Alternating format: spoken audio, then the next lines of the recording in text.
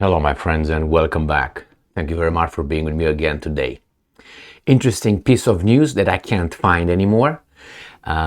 It's related to Ukraine saying that they are willing to negotiate with Russia if they reach the border of Crimea during the counteroffensive. I had a hard time to re-find the article that I found about half an hour ago. I tried to find it now on my laptop and I couldn't find it where I found it initially. And I will show you what's going on. So the article that I found came initially from the Telegraph. What do? When I look over the news, I take snapshots, screenshots, I might say, of the article with the title, with everything I need to know, and then I put it on the bring it on the laptop and on the screen for you. But when I do this, it takes a while, half an hour maybe, before I see the article and then I start a video. So here we have the Telegraph, and it says Ukraine-Russia war latest. Ukraine ready to, and I'm quoting, ready to negotiate on Crimea, and quote, if counter-offensive succeeds. This is by Maigna Nanu on Thursday, April 6, 2023 at 2:59 a.m. EDT. And here is the title. This is the article right there on the Telegraph, right there. You can see it. You can stop the video. And I try to find it on a screen here on my laptop. And all my attempts, unfortunately, were going to a different title.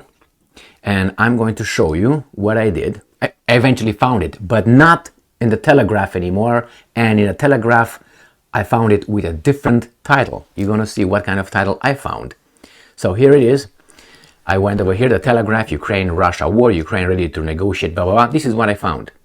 Ukraine-Russia war latest. Ukraine ready to negotiate on Crimea if counteroffensive succeeds. I said, oh, that's what it is. Yes.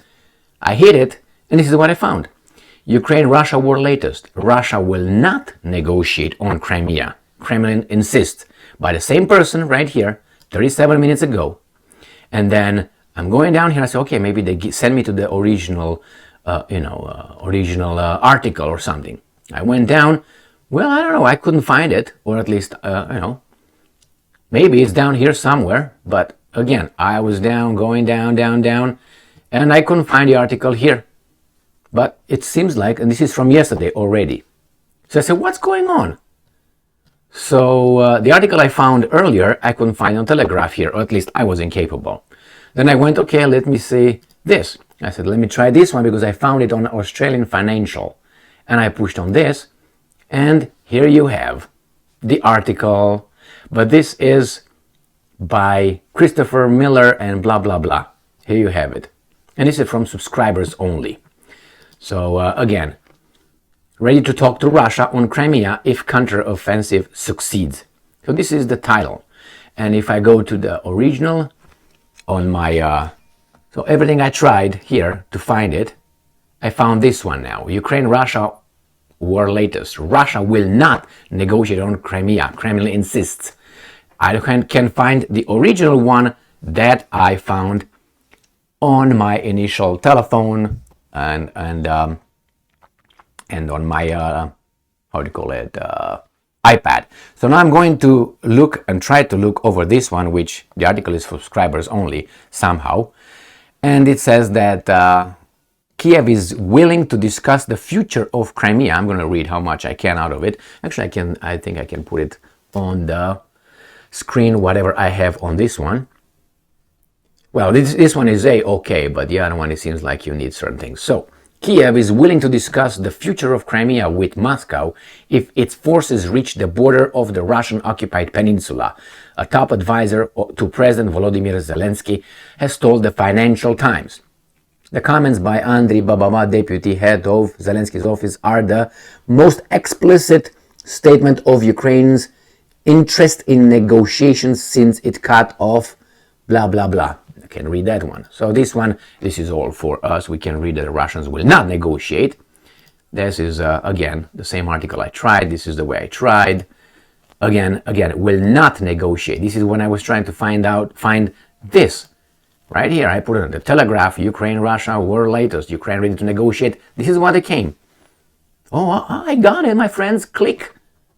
No, Russia will not negotiate. Nevertheless, we got the information, all we need is covered. We can now discuss. I wonder why this cut off in, let me see how many hours ago I found this article, because I have it here always saved as a snapshot or a whatever, screenshot. So this was, as I said, 2:59 a.m. on April 2023, April 6, 2023. So, and it says, Ukraine is reportedly willing to discuss the future of Crimea with Moscow if its forces reach the borders of the peninsula. So, as you maybe heard many times, you try to negotiate agreements, deals, when you have an upper superior position, where you're in a better position, right? I think the Ukrainians lost that in October, lost that opportunity. It was a disagreement between the United States and, it seems like, the Ukrainians, where the Americans told them, it was Milley, the Tard Milley, yes, the General Milley, who said, well, this is a time when, if you remember, the Ukrainians had that counteroffensive. I think it was in September, October, something like that, a successful counteroffensive. And Milley said, now is the time, go and negotiate with the Russians. And the Ukrainians said, no, we're not. Or maybe some other interest in the American leadership whispered to the Ukrainians, don't do it, keep doing it, because what you're doing is just fine. A lot of money to be made out of weapons, energy, banking system, okay, keep doing it. I'm not certain if that could have been the case, but the Ukrainians somehow did not listen to Milley. And Milley was just an advisor, is an advisor to the, he's what, a joint chief of staff, whatever he is. Milley, he's just a, whatever, a guy that I don't feel safe having him in charge of my life, which he is as a chief military officer of the US Army, or whatever he is. So here we go. And the Ukrainians then said, no, we're not going to do it. Now they probably try to find the same scenario again, which I said this is the last, I assess, the last attempt of the Ukrainians to do something in Ukraine. Or maybe not the Ukrainians, but that side of the war, trying to break through, or at least have a last spasm, before it dies in Ukraine. And they try this counteroffensive in Zaporozhye region. That's where they're going to try. They're going to try to go from west to east in Zaporozhye and reach the Sea of Azov. And they think that once they do that, then they would cut off, that's per the articles and other weasels talking about it, weasels like me, right? They will cut off the Russian supply routes, supposedly coming down to Crimea, even though they ignore the fact that the Russians have the Kerch Bridge and they have everything in the Black Sea they can transport over there. But hey, they say all kind of things just to make it sound very important. Will they succeed? I don't know. I'm pretty sure the Russians are ready for that.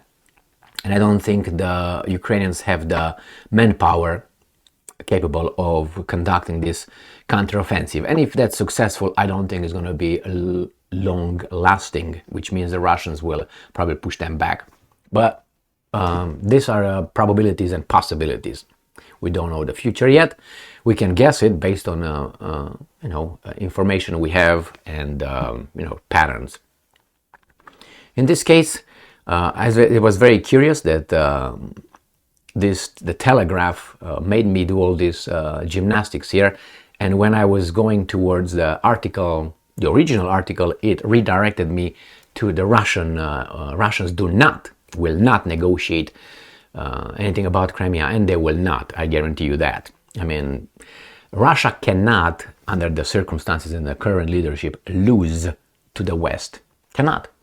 Because if they would say, okay, let's make some compromises here, then that would be seen in history as the fall of the Soviet Union, as a loss. Hey, they won, we lost to Ukraine. I mean, can you imagine what that would be?